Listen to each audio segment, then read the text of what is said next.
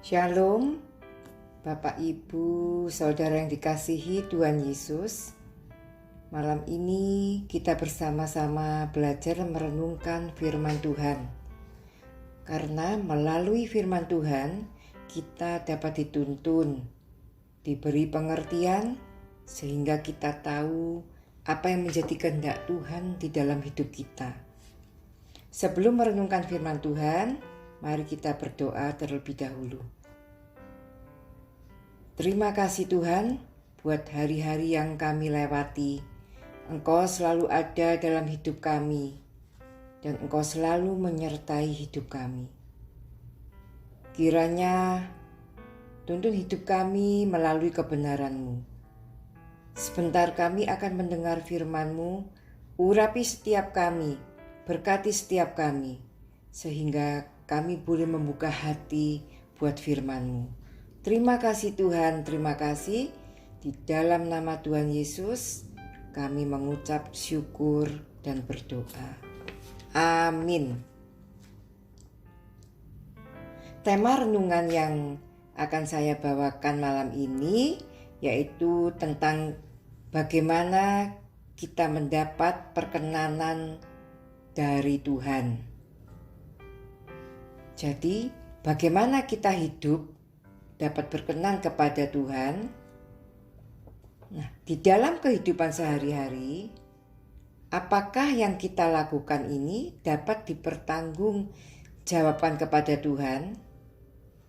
Juga apakah yang kita lakukan dapat menyenangkan hati Tuhan? Saya teringat waktu karyawan saya melakukan sesuatu yang tidak menyenangkan, tidak sesuai dengan perintah saya. Waktu itu saya benar-benar marah dengan karyawan saya itu. Nah, bagaimana dengan kita? Apakah yang kita lakukan membuat Tuhan marah? Biarlah kita setiap hari minta perkenanan Tuhan. Karena kita percaya mengejar perkenanan Tuhan akan menuntun kita pada keselamatan.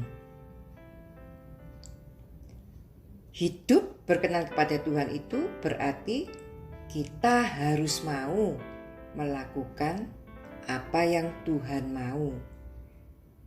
Bukan kita yang mau, tetapi Tuhan yang mau. Maka kita dapat perkenanan dari Tuhan. Jadi bagaimana hidup kita dalam perkenanan Tuhan? Nah, di sini kita akan belajar dari tokoh-tokoh Alkitab yang hidupnya berkenan kepada Tuhan. Dan kehidupannya patut kita teladani. Yang pertama yaitu Nuh. Bagaimana hidup Nuh di hadapan Tuhan? Seperti apakah kehidupan Nuh? Nah, kita baca di dalam kitab Kejadian 6 ayat 5-8. Mari kita buka Alkitab kita baca di dalam Kejadian 6 ayat 5-8. Demikianlah firman Tuhan. Ketika dilihat Tuhan bahwa kejahatan manusia besar di bumi dan bahwa segala kecenderungan hatinya selalu membuahkan kejahatan semata-mata, maka menyesallah Tuhan bahwa Ia telah menjadikan manusia di bumi dan hal itu memilukan hatinya. Berfirmanlah Tuhan, Aku akan menghapuskan manusia yang telah kuciptakan itu dari muka bumi, baik manusia maupun hewan dan binatang-binatang melata dan burung-burung di udara, sebab aku menyesal bahwa aku telah menjadikan mereka.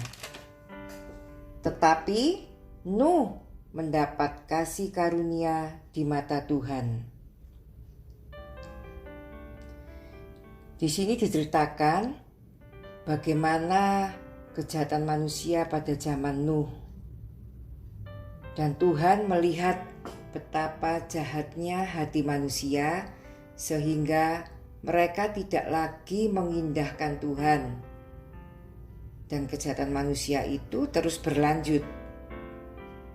Hati yang jahat selalu bertindak dengan kejahatan. Perbuatan yang jahat selalu menuai yang jahat. Dan Tuhan tidak akan membiarkan kejahatan itu terjadi yang mengancam keselamatan anaknya.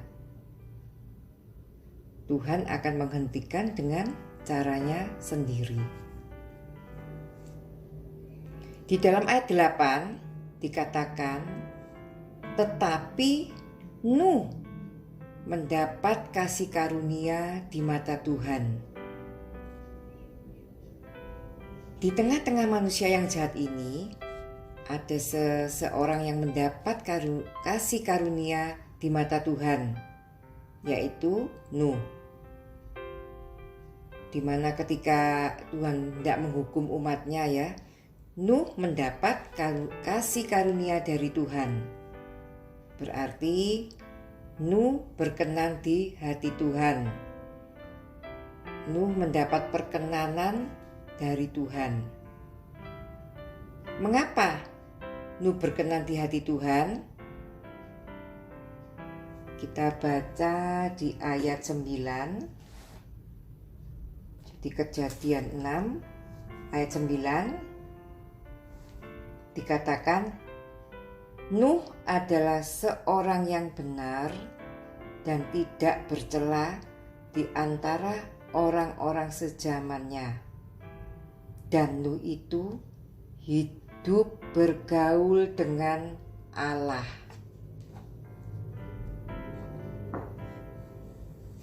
Jadi Nuh adalah salah satu orang yang hidupnya tidak bercela. Dan Nuh memiliki hubungan yang akrab dengan Tuhan. Sehingga Tuhan senang melihat kehidupan Nuh. Sementara kalau kita baca tadi di ayat 5 ya, Tuhan merasa sedih karena melihat kehidupan manusia di bumi itu telah menjadi jahat dan rusak. Kita dapat melihat bagaimana Nuh mendapat perkenanan Tuhan karena hidupnya tidak bercela di hadapan Tuhan, taat kepada Tuhan, sehingga Nuh diselamatkan dari air bah. Bukan Nuh saja, tetapi juga seluruh keluarganya Tuhan selamatkan dari hukuman itu. Kemudian contoh yang kedua yaitu Henokh. Kita baca di dalam Ibrani pasal 11 ayat 5 ya. Ibrani pasal 11 ayat 5. Karena iman Henokh terangkat supaya ia tidak mengalami kematian dan ia tidak ditemukan karena Allah telah mengangkatnya. Sebab sebelum ia terangkat, ia memperoleh kesaksian bahwa ia berkenan kepada Allah. Kemudian kita baca lagi di dalam kitab Kejadian 5, ya, Kejadian pasal 5 ayat 24. Dan Henokh hidup bergaul dengan Allah. Lalu ia tidak ada lagi, sebab ia telah diangkat oleh Allah. Henokh hidup bergaul dengan Tuhan, kehidupannya yang begitu dekat dengan Tuhan. Itu yang membuat Henokh tidak mengalami peristiwa kematian, karena Henokh diangkat ke surga oleh Tuhan. Jadi hidup ini penuh dengan pilihan, dan Henokh menetapkan pilihan di mana dia memilih jalan bersama dengan Tuhan. Sebelum ia terangkat, ia memperoleh kesaksian bahwa ia berkenan kepada Tuhan. Yaitu di kitab Ibrani yang pasal 11 ayat 5 ya, yang sudah kita baca tadi. Jadi Henokh itu menyenangkan hati Tuhan. Nah, bagaimana kita dapat hidup berkenan kepada Tuhan? Kita juga baca di dalam Ibrani 11 ayat 6a. Tetapi tanpa iman tidak mungkin orang berkenan kepada Allah.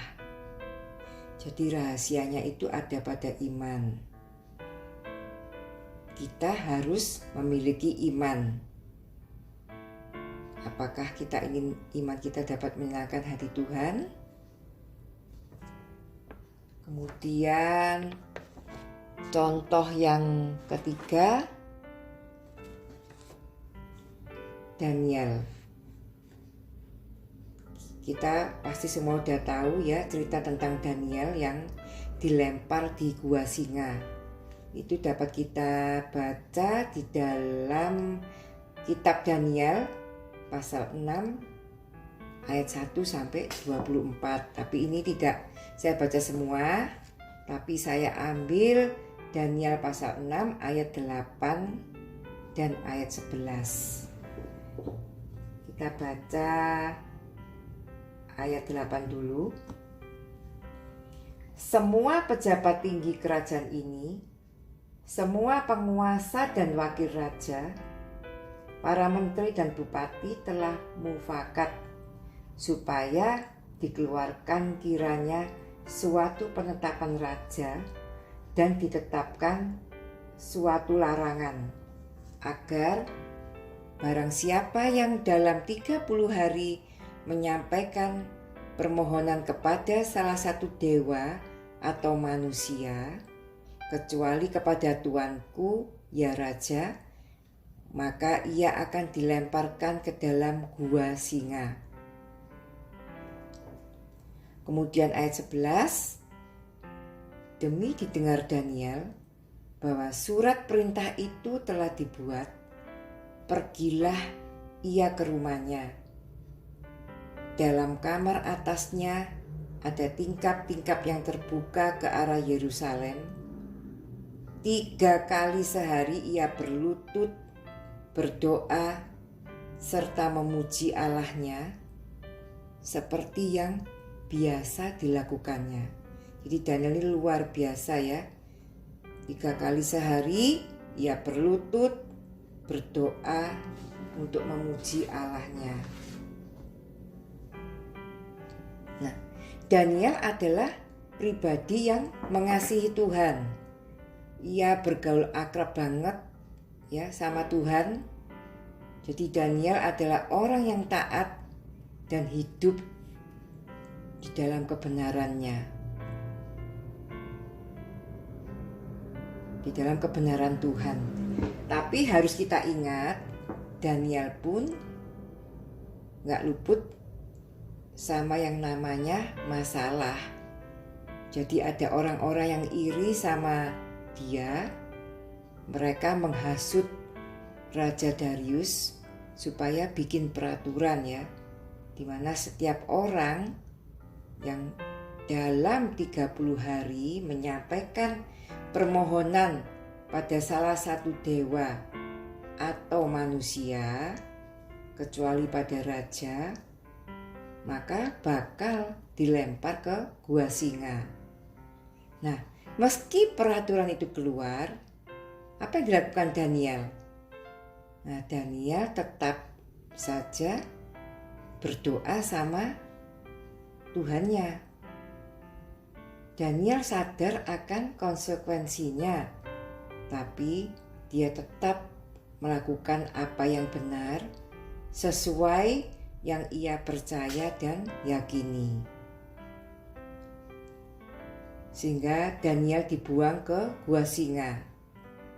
Tapi kita tahu semua ya, singa-singa yang kelaparan itu tidak ada satupun yang menyentuh Daniel.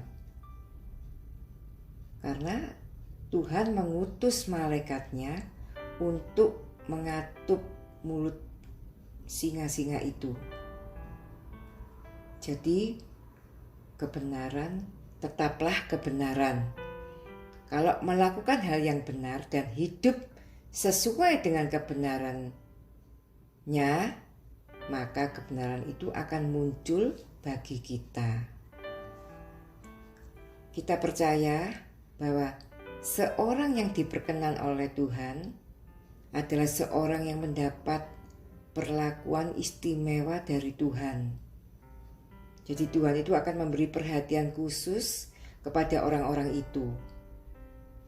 Tuhan akan menunjukkan jalannya kepada orang yang Dia perkenan. Dan Tuhan selalu memberi pertolongan bagi orang yang diperkenannya.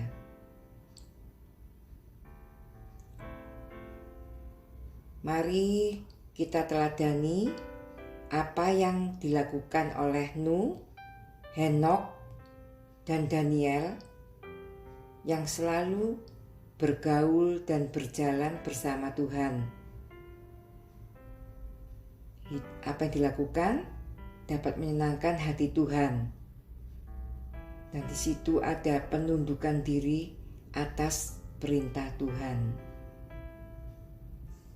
Nah, kunci hidup untuk mendapat perkenanan Tuhan yaitu hidup benar, dekat, erat, dan melekat pada Tuhan. Kita baca ayat penutup dalam Kolose 1 ayat 10.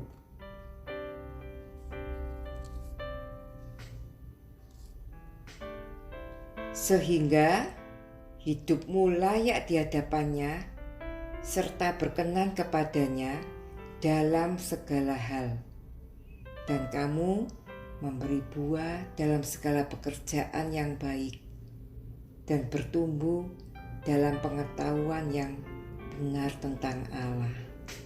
Amin. Tuhan memberkati.